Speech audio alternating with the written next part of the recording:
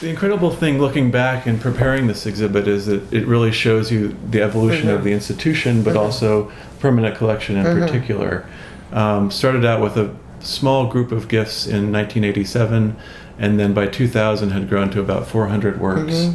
And then from there on, it really experienced the last significant 18 growth. years really exploded. Now we have 1,500 works in the collection. We selected 120 pieces, a little more, for 2 exhibitions, and those I think are all gems.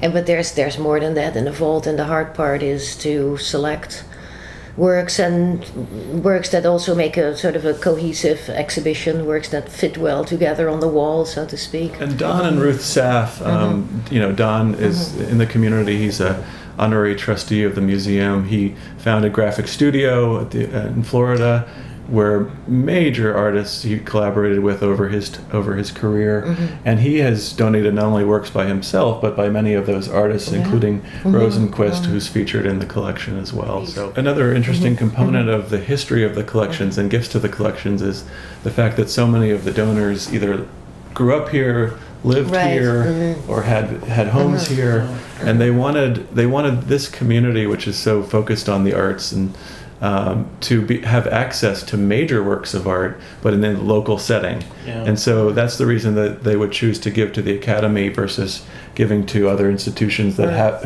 in many cases, have the works by those artists. I think, as we take stock at on the occasion of the 60th birthday of this wonderful institution, founded by a group of local citizens and citizen artists who cared passionately. Lovers, really. Art lovers. This is really kind of a celebration of all of these gifts to the museum, all of the exhibits that have been held over time. Yeah, and I think important is that we're the only art museum on the Eastern Shore in the Delmarva area, and we're accredited by the American Alliance of Museums, and that's only 5% of all museums that get this. People describe us many times as a little gem that they discover here, and that's, we always call ourselves small but mighty.